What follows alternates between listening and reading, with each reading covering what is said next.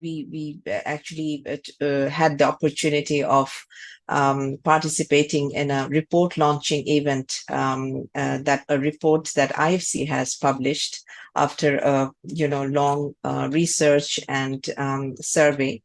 And the outcome is that 16%, only 16% of women, the women representation in the banking sector. And I think that from the entry level to the mid level and the senior level, the percentage, actually it decreases. So our next question, would be that in the light of this, current situation in the banking sector, how can more women in the financial sector advance to decision-making roles, in your opinion? So Sure. the way I look at it, honestly, there are two parts to this challenge that women encounter in position of leadership, irrespective of any industries. One, at the entry level, I think where we have seen some progress over the years, because the recruitment process we have seen over the years has become a bit more cognizant of the need for a diverse slate of candidates, and to some extent an equally diverse interview board sometimes. But we generally find that at the entry level, there is a more or less, it's still an area for improvement, but we have seen is a relatively better balanced mix of men and women at the entry level. But the next stage, where the challenge remains, is retention at the middle to senior level. And this is where we find women leaving the industry. And this is more we can do here to ensure that we provide more support, greater flexibility, which allow women to balance their personal as well as their professional goals.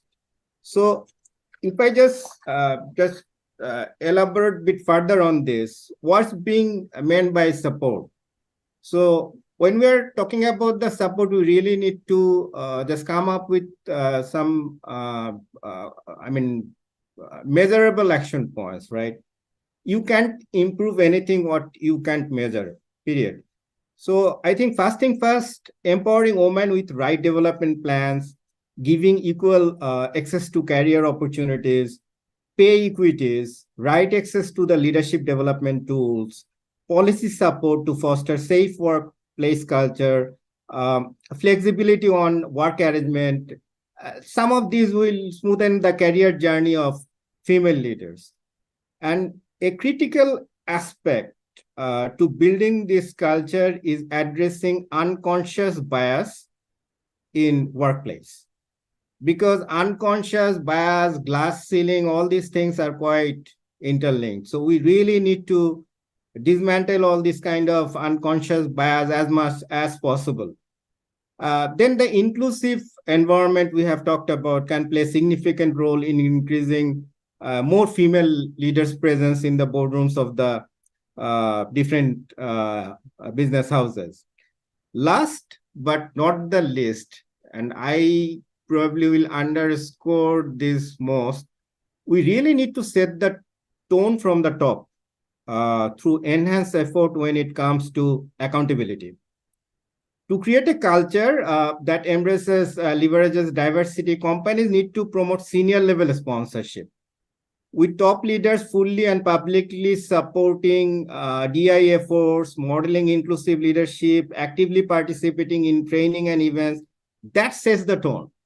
Because it's the CEOs or it's the leaders who really need to set the tone from the top, and they need to sponsor all these initiatives. Otherwise, we'll never be able to walk the talk, honestly.